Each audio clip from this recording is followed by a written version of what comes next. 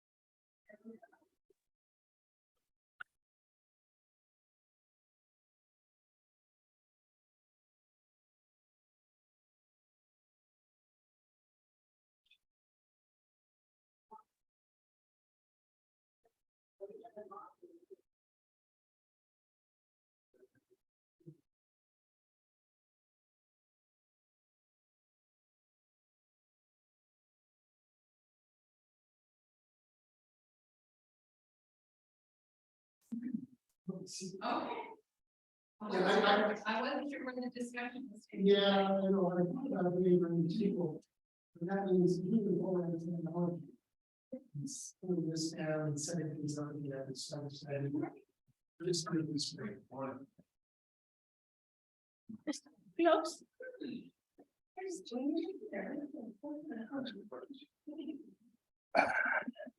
We'll wait a few more minutes. Hi.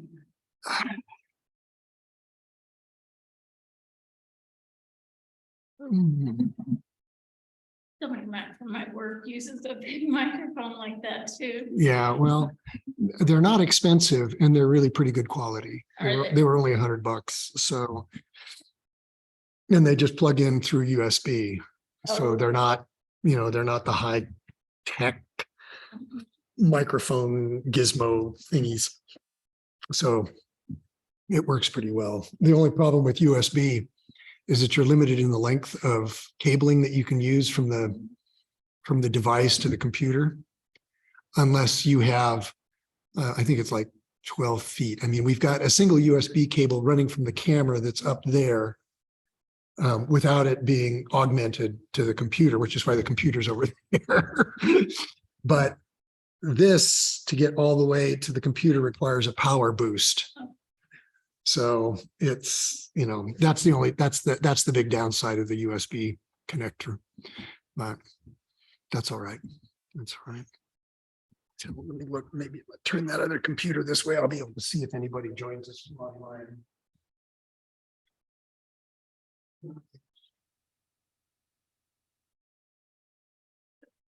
You want me to watch the participants, Carrie? Pardon? Would you like me to watch it?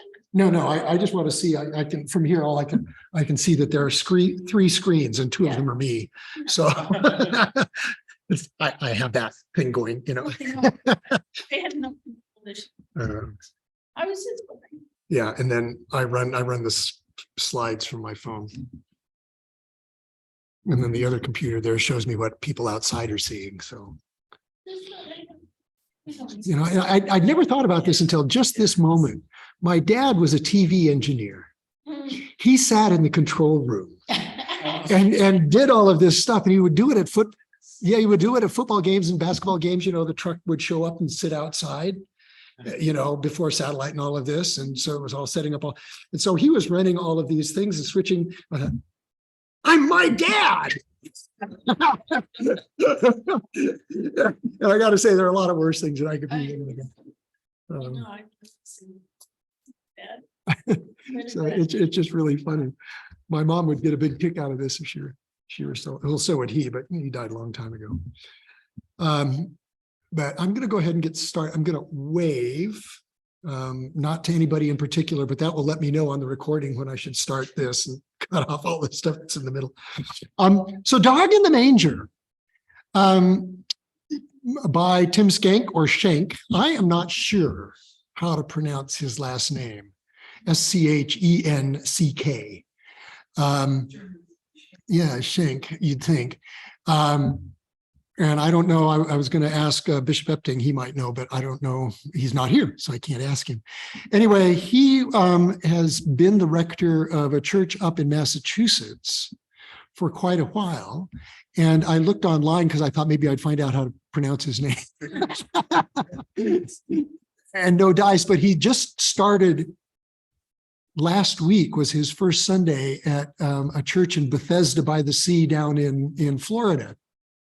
So he is also one of the people, if you've paid any attention or have done this in the past, who helps put together Lent Madness. You know, the 32 brackets that come down to who's going to be the saint of the year.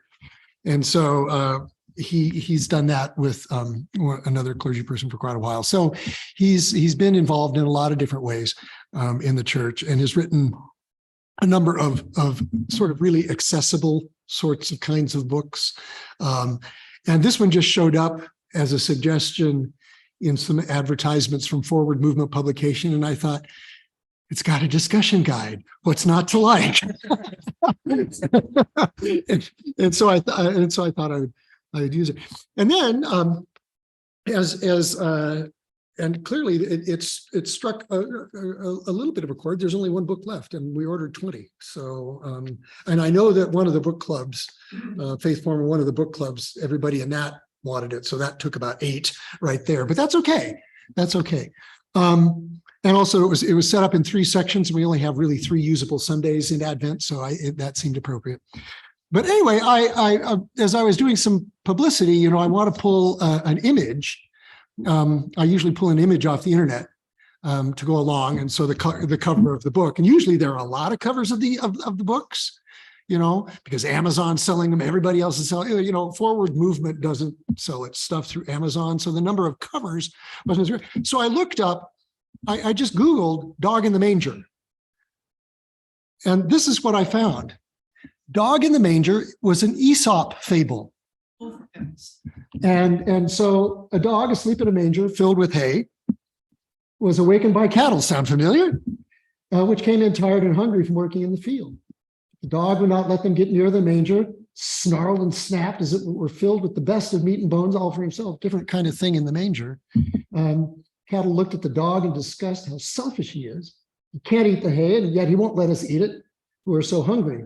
So the farmer comes in, saw how the dog was acting, took a stick and drove him out of the stable for being so selfish. So I don't know if Skank knew that. I imagine that he did. But I was just sort of tickled by Googling "Dog in the Manger." I did not get this cover. I got an Aesop fable. And I had no idea what it was going to be. So I thought I would show that. Before we get started, looks like Mike has joined us. Hi, Mike. That's why I wanted to see. How many people have not had a chance to read the book? Okay, that's fine. That's fine. That's absolutely fine. Each chapter is like 5 pages long, and well, there are 3 sections, and within each section there are like 5 chapters, and they're not long. And they're not scholarly. You can read the whole thing in 15 minutes. So that's okay. So what I'm going to do, I'll just sort of briefly summarize what the chapter was about. And then the discussion question will show is there. Will show up shortly. But the first chapter is called "I Can't Wait." And he talks about the challenge of waiting, just in general, the challenge of waiting. And he says it's challenging, but he says it's an important feature of the spiritual life. And so waiting for God's answers when we pray. I'm waiting. Waiting for Christ's self-revelations during daily life. Do we see that? Waiting for glimpses of heaven on earth that fill our lives with hope. So he talks about just waiting in general. And then he spends a few paragraphs talking about Advent calendars. How many of you have one and use one? Okay, how many of you have had them and used them in the past? Yeah, I think this may be the first year we're not using one, because we've always had them for the kids. Now my daughter doesn't live at home and my son's hardly there much anymore. So we haven't put any up. And of course, our kitchen's been disrupted, but we can put, you know, Susan hung the Advent wreath yesterday. So Pardon? Oh, that's if you get Christmas candy ones.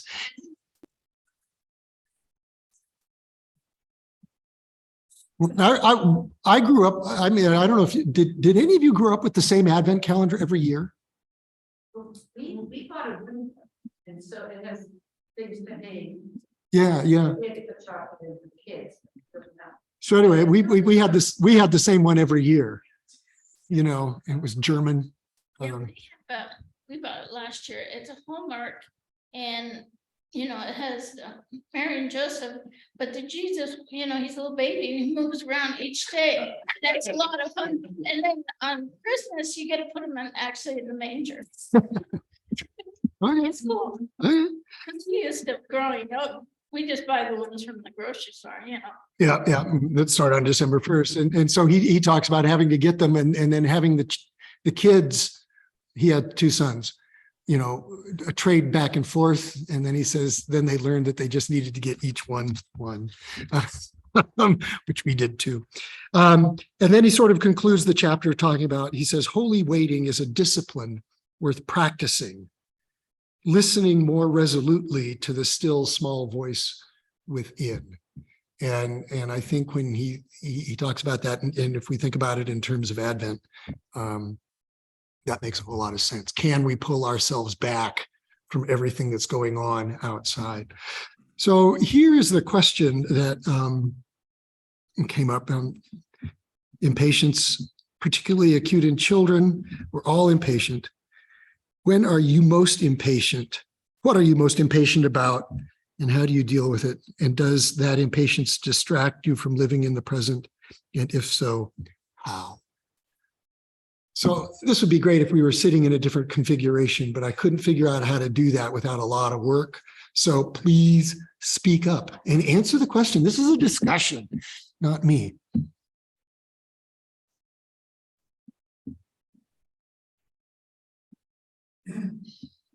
Well, being an engineer, I like to plan. Speak up. And when I plan, if I plan the next couple of weeks, what's going to happen? It's always amazing to me because when I get done, it's a certain feeling of relief. It's like, okay, I know what's going to happen in the next couple of weeks. So that's how I get rid of my impatience as an engineer. Does that sound right, Brian? Yeah. I know when I was seeking employment, and you do the interview and it's just impatient to wait, whether you get the job or not. And it's a whole different world out here. When I first started working, and it's just that impatience. What do I, when am I going to know? And with Indeed, you don't know sometimes. You never heard it here.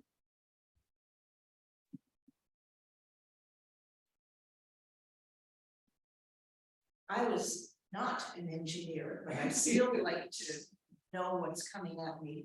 And so I have these calendars that are filled with the to-dos. And it's not so much impatience to get to any of them, but to have them done. And yes, that does distract me from living in the present. Because I'm just thinking about the next thing, and I would like to stop that. If anybody has any suggestions, all welcome. Where is that still quiet? Yeah, to-do lists they're a double-edged sword. It's you want to get it done because at the end of the day, you want to be able to sit down and say, I did it. It's all over. But then you get so consumed, or at least I get so consumed by, look at all the ones that I haven't checked off. and they might wait until tomorrow, but I'll feel like a failure if I haven't checked them all off in the day. So there is that. Yeah, I get that. And then I think I'm not the only one, because we talked about it, not with this configuration of people, but I'll do something and realize it wasn't on my list, so I'll write it down so I can check it off. Like somebody's keeping track. I start my list with get up, go to the bathroom, get dressed, just because if I'm checking a few things off, I'm on a roll. I think think I've dealt with my impatience around holidays by lowering my standards. I have a drop dead end date for sending out Christmas cards, St. Patrick's Day.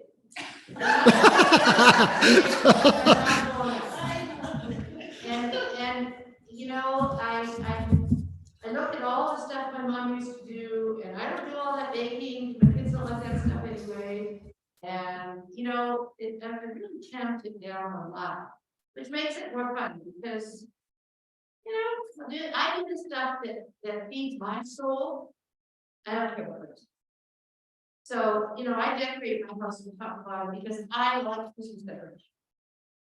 But traditionally, we don't do it till the 18th of December, because that's my sister's birthday. And we want to give her a birthday before we start Christmas. That doesn't give me enough time now, just given my work schedule, so we kind of sneak it in a little bit earlier. But, and then I'll give it up to Tiffany and like, unless they get down and then I get down. It depends on my tolerance for clutter. But, you know, I think that just lowering my standards has helped a whole lot. I found that being sort of retired is much more of a challenge to keep the calendar organized so that I don't make appointments on top of each other and stuff like that. And I was talking to the vet trying to get some, and oh, we don't make appointments more than a week in advance. And I'm going, what?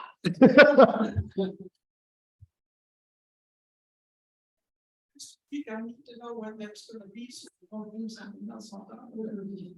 Much easier to do 9 to 5 quote job. You know, you knew what you were going to do. But the time was to get there and when you get to leave. Boy, it's a challenge and not frustrating. Not impatience on the road. Yeah. I always figure if I'm going faster than I can walk, really.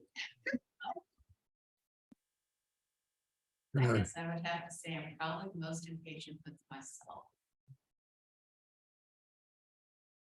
Yeah. I get impatient with uncertainty. I like resolutions to Yeah. problems and want them quickly resolved. And it's especially frustrating when somebody else is involved and you have to have whatever they're doing before you can put this thing to bed. I think that's especially true in holidays when the family gets together. I'm a little bit impatient to get there, but then I've learned whatever happens just happens. You can't control it. Any other thoughts on patience, impatience? And sort of being present? Because I think that's really where he wanted to go with this was, does impatience keep us from being present? Nadine? What you're thinking ahead about the future of your business. That raises an interesting question though, doesn't it? About if Advent is all about waiting, how are you in the moment if you are waiting? Because there is always that vision out down the road. How do you live in the present while expecting? You know, when I was younger, I worked in a bank, we had like 20 tellers. And there was lineups at the door regularly. Now I walk into a bank and there's still people in line. The tellers are falling all over themselves and watching. And it's like, hey, my life is so busy. If I get a chance to stand around and be done for 2 minutes, that's again. and you know, maybe the waiting isn't necessarily the looking towards, it's just starting to be. Speak up, Nadine. No, I'm just talking to myself, you know how I am. And I totally, I guess, why do we do all that? There's so much that we do externally that's preparation for Christmas anyway. I finally asked myself years ago, why am I doing all of this? Because then I miss Christmas. I mean, basically, Christmas is over, and so then what? So I enjoy the 4 weeks of Advent and forcing myself to stop and think and reflect. And it reminds me very much of, pregnancy and having a child in lots of ways. I mean, there's a hurry up and wait sort of situation there too, but there's so much to be gained in living those moments, even though they're not always pleasant. Mhm.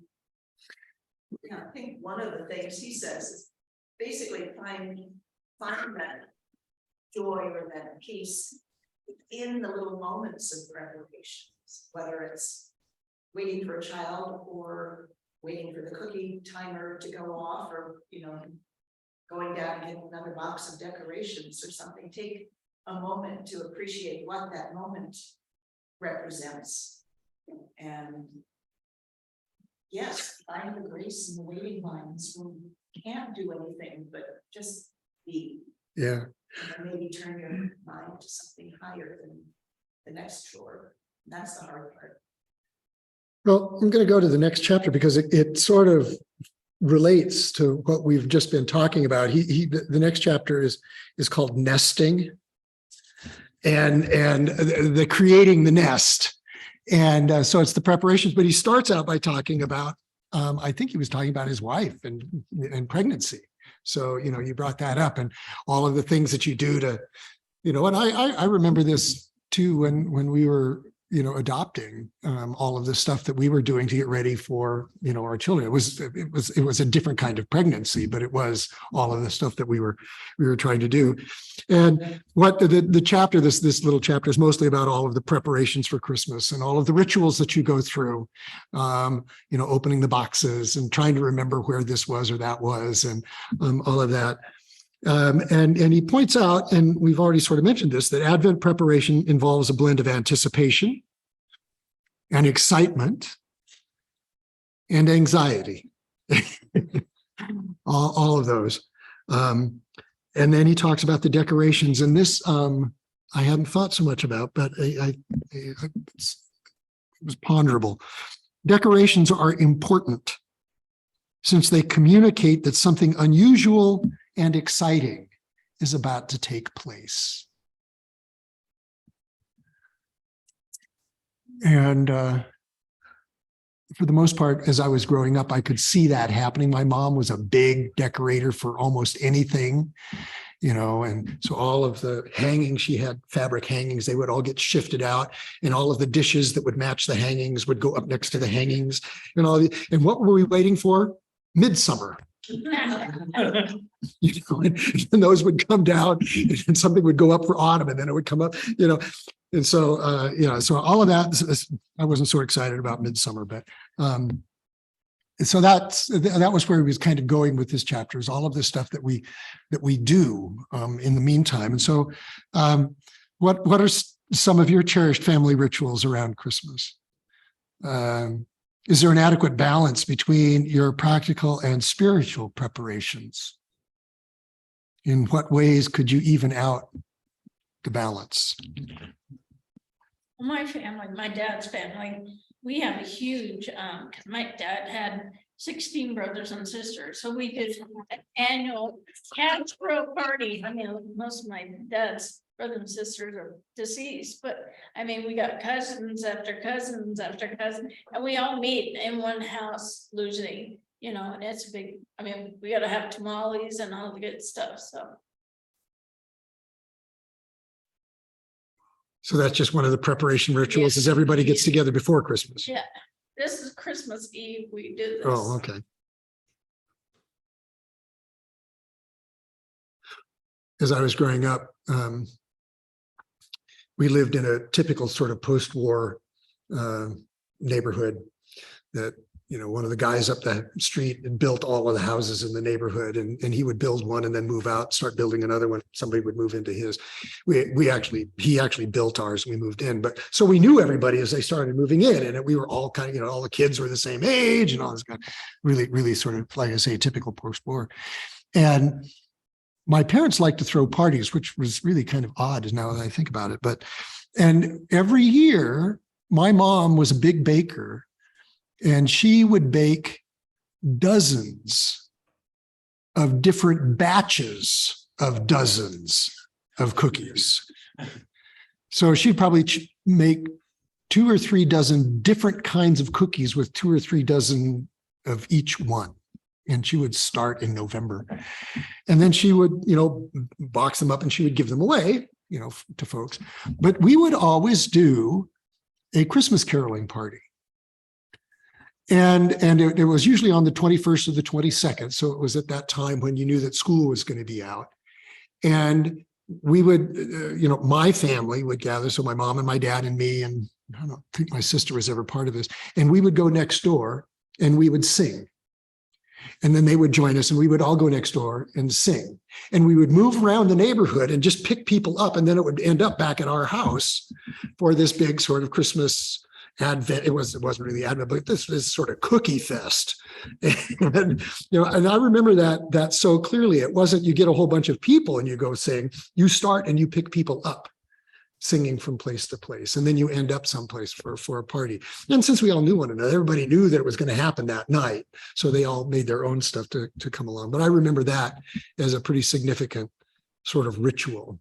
And given that my mom's, I think, signature virtue was hospitality, it just sort of fit with all of that. But so there was that spiritual component if I actually thought about it, which I didn't at the time. We would get together when I was little, with most of my mom's side of the family, and Santa would come. And then the kids would be banished to the basement, and we would have to create, usually a pretty irreverent, nativity pageant. Remember one time we sang, well, yeah, so Shepherd Washington socks by night. Yeah. So grim.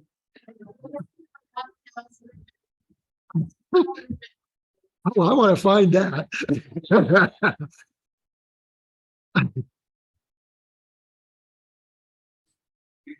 Grew up in the East Coast, we had moved to the West Coast.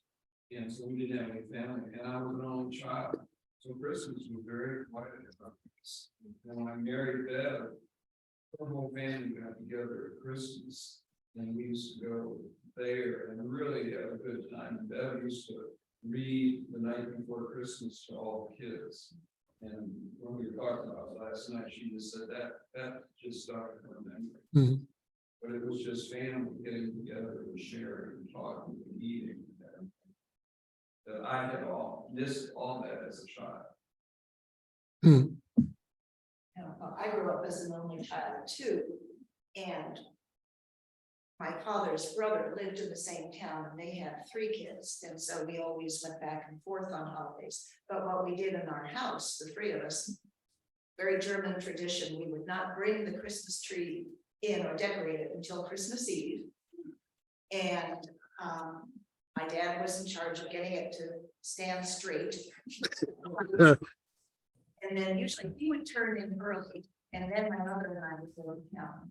And we would finish decorating the tree, we would stay up past midnight, wrapping gifts in very clever ways, paying great attention to the bows and the wrapping.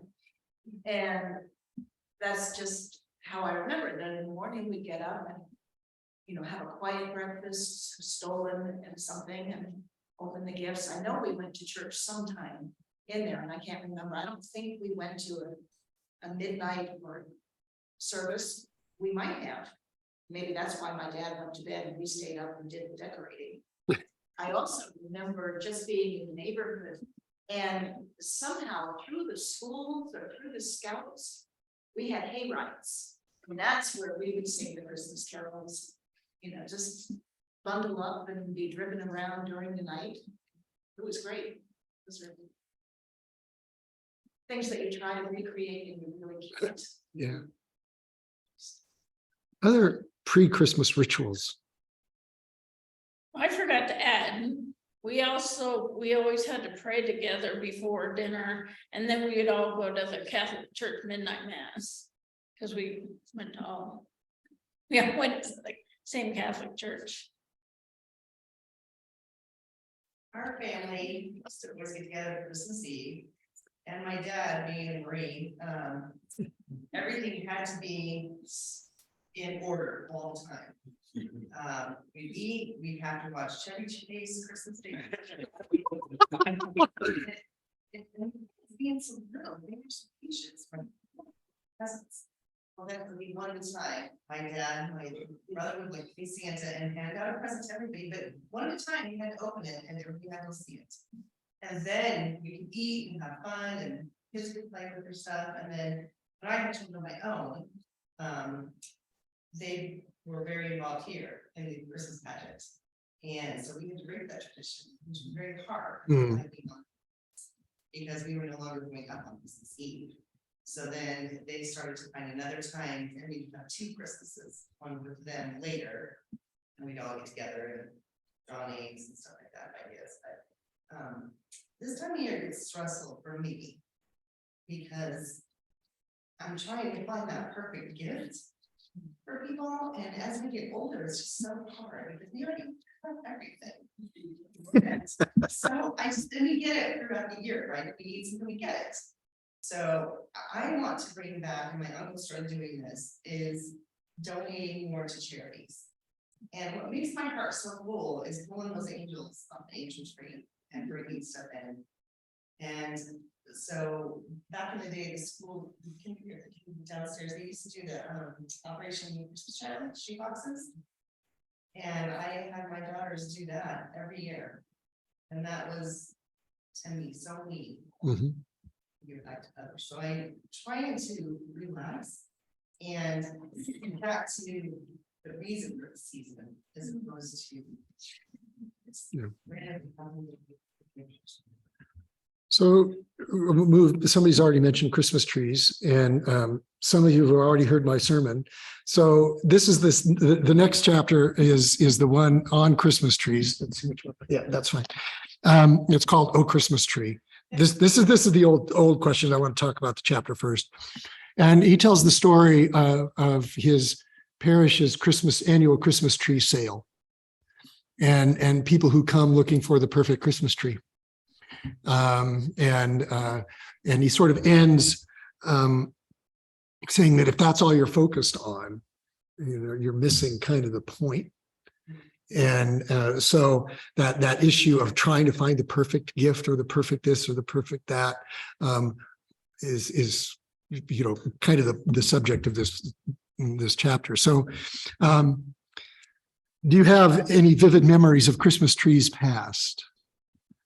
Do you sometimes find yourself spending more time on creating the perfect Christmas? Interesting creation gate.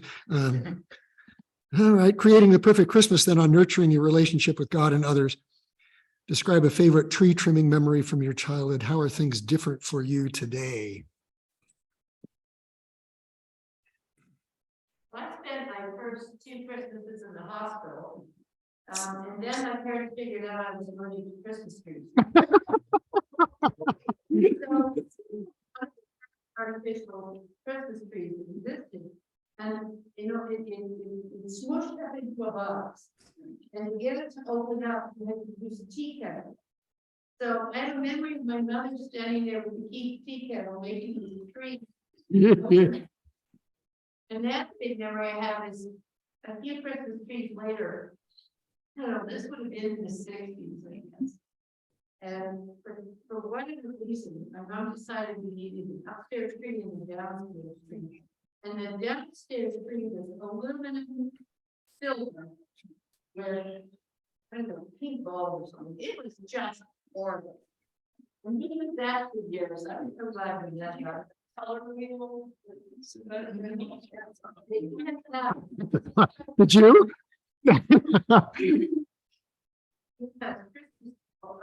Lights. About that time that were, I think, probably covered in what do you call that stuff? No, kind of like insulating foam. So they look like snowballs. Yeah. And those were big. Flocking. What else is kind of blocking, because blocking is No, I know what you're talking about. Yeah. more like, fill out the space there. Yeah, like styrofoam. Styrofoam, right. And the other thing that I remember is the bubble lights. I guess. This is sort of just not my family, and Susan's not here, so. But Susan's mom still lives in the house where Susan grew up. So she's lived in this house for, a long time. And it was a house with 3 bedrooms and there were 4 kids. So it was not a big house. And so there wasn't much room for a Christmas tree. And I remember, I think when I first started going over there for Christmas, so 40 years ago, she decorated a plant stand. It was a plant that had things on it. So there were things just on the plant stand, and I've been in apartments where you had the little apartment sized tree, but yeah, the plants. About 25 years ago, the Fish Ever Youth Group decided to go up in the mountains and cut trees. And I had a Suburban and with a hitch, and I pulled the trailer. And we went up there, we had a great time, we brought back about, I guess 10 to 15 families of the kids went with us. And it was a great day. Bev always remembers that, getting a fresh tree and putting it up. And so it was kind of neat to do it with you. I have a question. We came down from the mountains yesterday and several vehicles with Christmas trees either behind or on top. And obviously, when you go into the forest to cut a tree, do you have a sled or something to drag it back to your vehicle? How do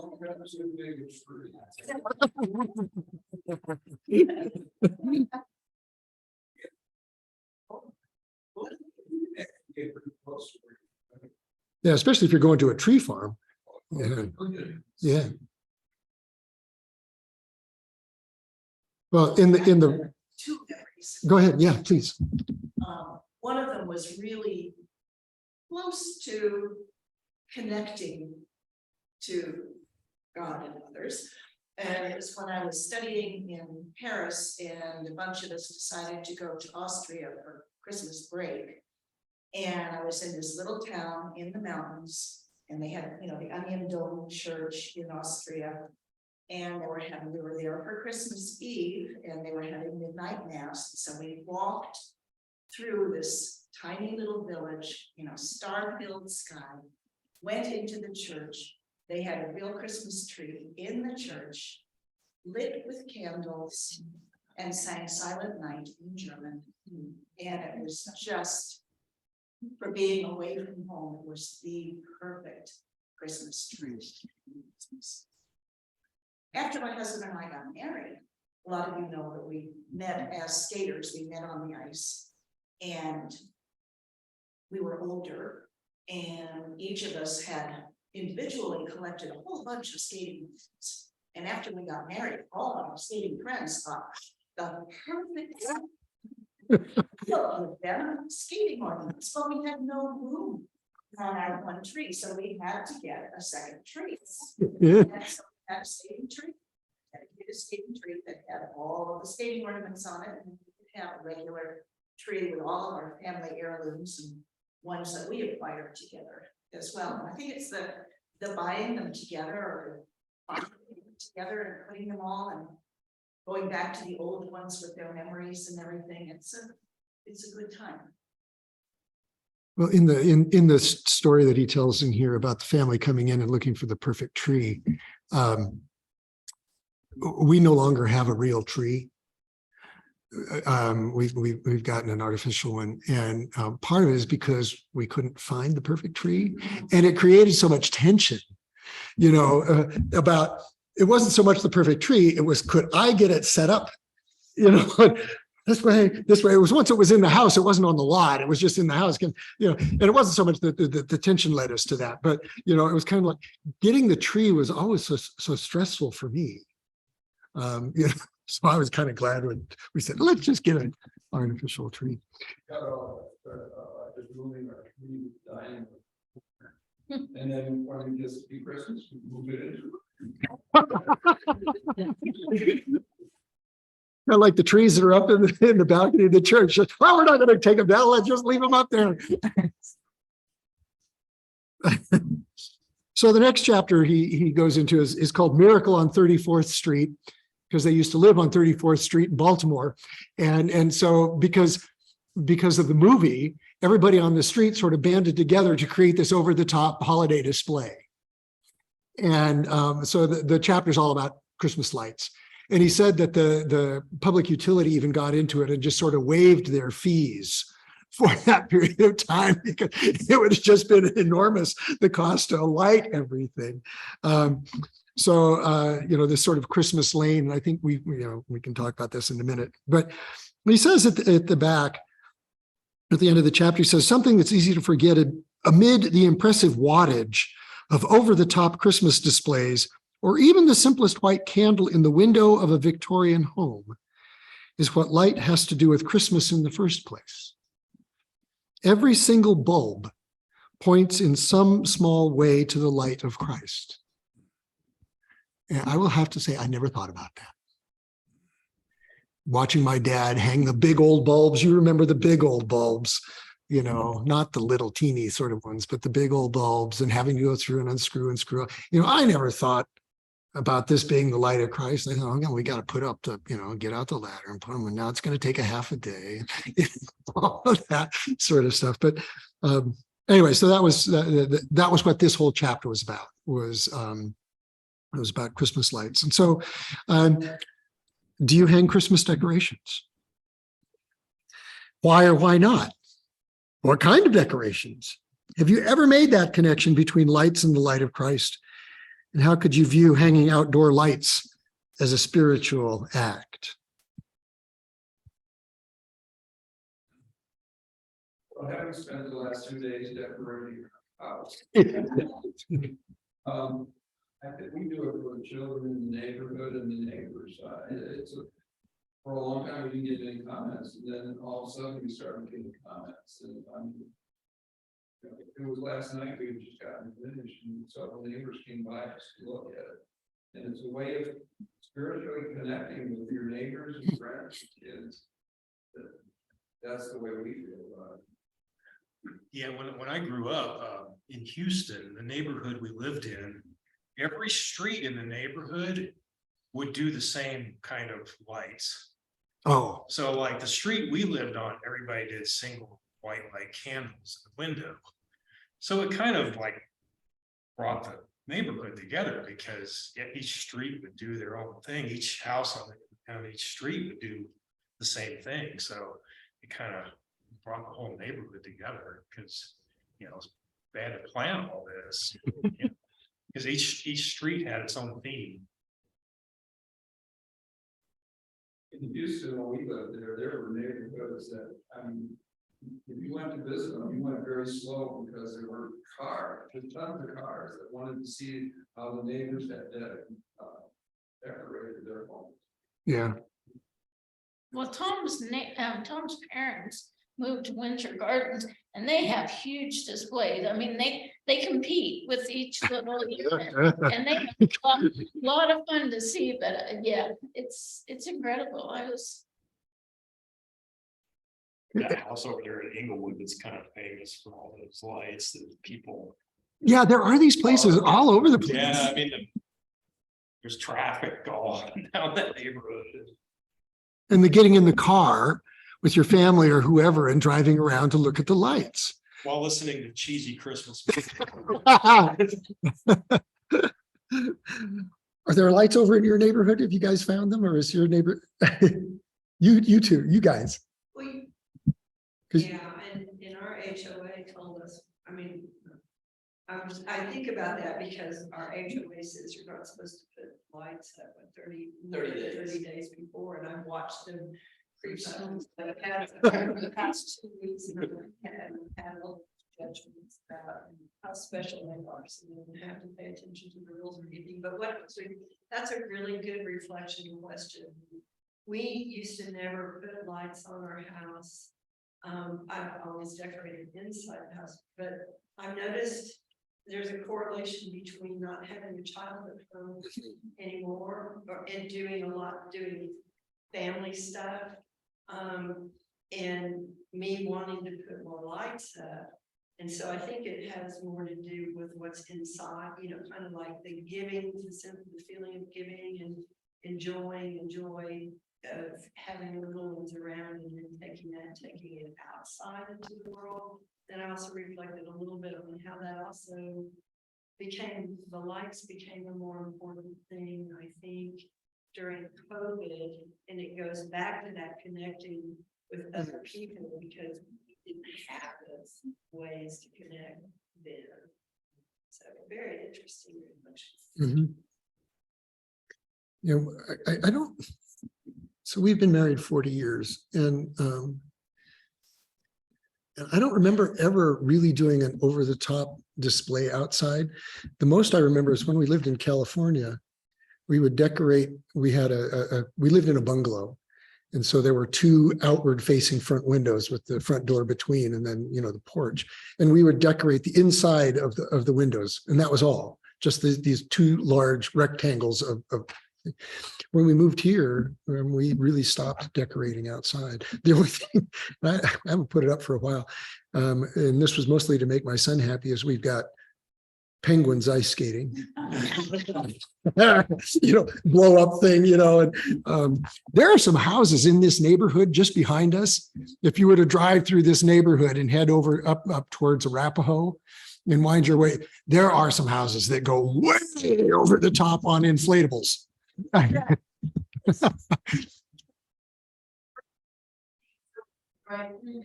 Yeah. So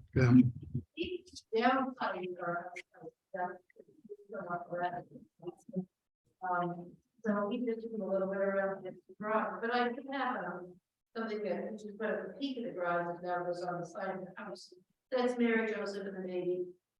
That lights up. It's I wouldn't believe that.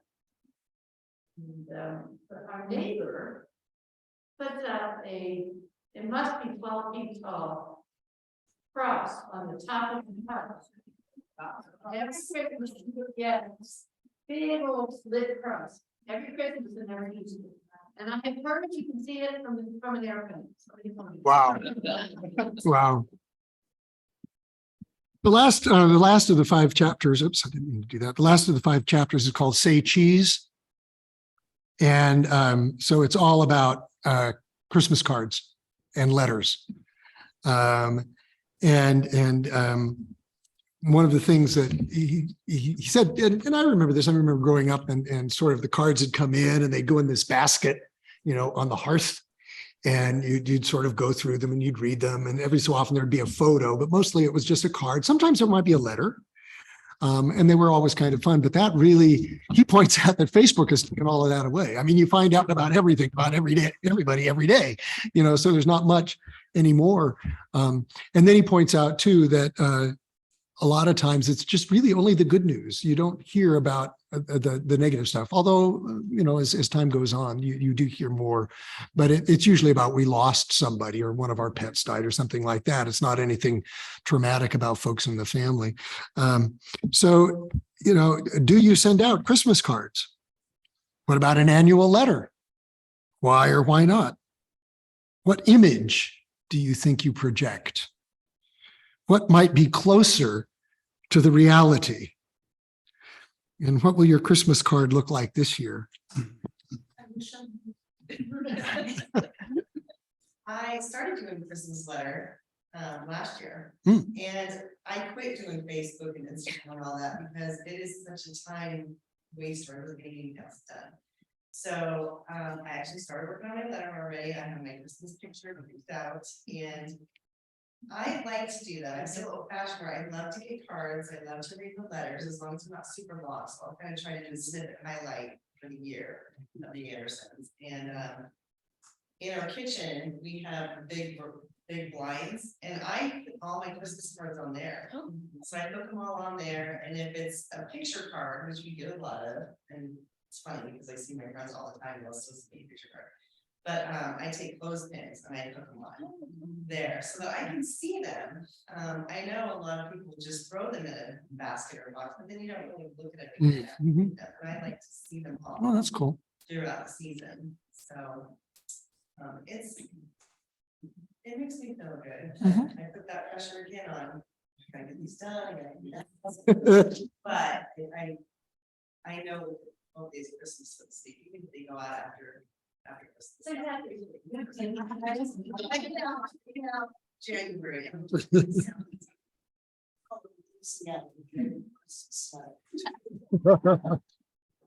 And that's the one and only thing that I get any kind of stressed out about.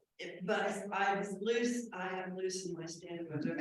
I can try as I can every year. I tell myself, I'm gonna start some part of this, before Thanksgiving, and I'm composing it in my mind. But it never goes out anymore until after Christmas, because that's the first time I can sit down, Christmas Day, I can sit down and address topics or whatever. But, it's always, no offense to people who do this, but, I can't stand to please, I'm not. First of all, in each thing that I write, right? And, so that's, I'm consciously reflecting on my relationship with each person that I send the card to, and I go back and read my letters year after year. It's kind of a document. Oh, that's cool. This year. Yeah, and help me also figure out how to start the letter. But I also, over recent years, have become, I don't know, for lack of a better term, my deacon voice has come out in my. Oh.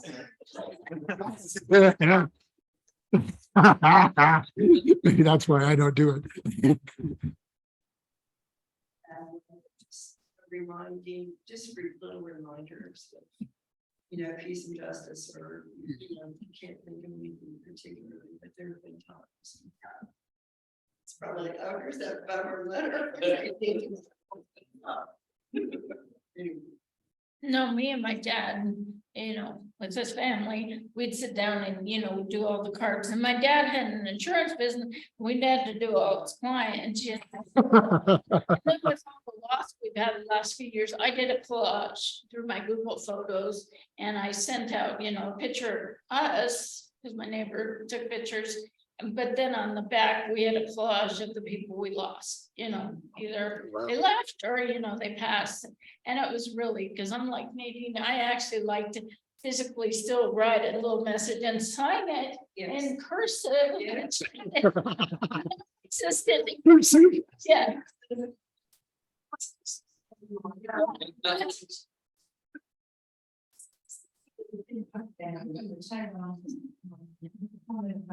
Letters being historical. I have kept those family letters. My daughter, who's in her 50s, adopted a cat, and she named the cat Kiki. And she said, this was a family name. We always had cats. And I said, I don't remember. But I found a Christmas letter when she was a year old that I had written, and I said, Anna started to talk, and the first word was Kiki for the kitty. Yeah. So I had to apologize. Wow, that's great. Pardon? We haven't done anything like that for so long. I think, and he talks about this a little bit in the book. As a clergy family, you're so crazed out by a lot of the rest of this stuff that you don't, and I think probably about the time that we stopped sending stuff out was when, I ended up being professional, and it's different. I will say it's different being a parish clergy person than being a university chaplain, because the time demands are different, but still there are other things that we had to do and all this other kind of stuff. And then the demands of kids. And so we just kind of left it. We need to stop, but I'm going to leave you with this that showed up in the newspaper this morning.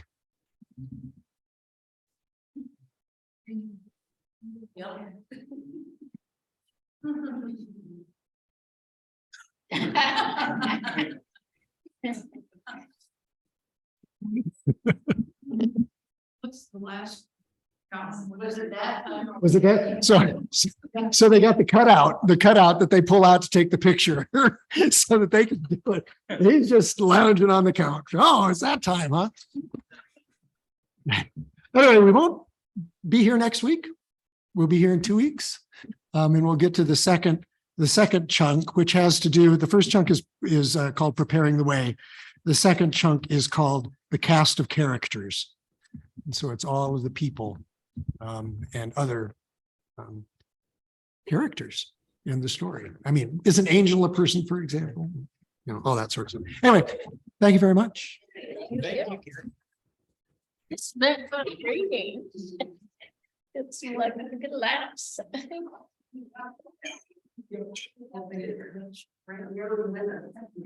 Yes.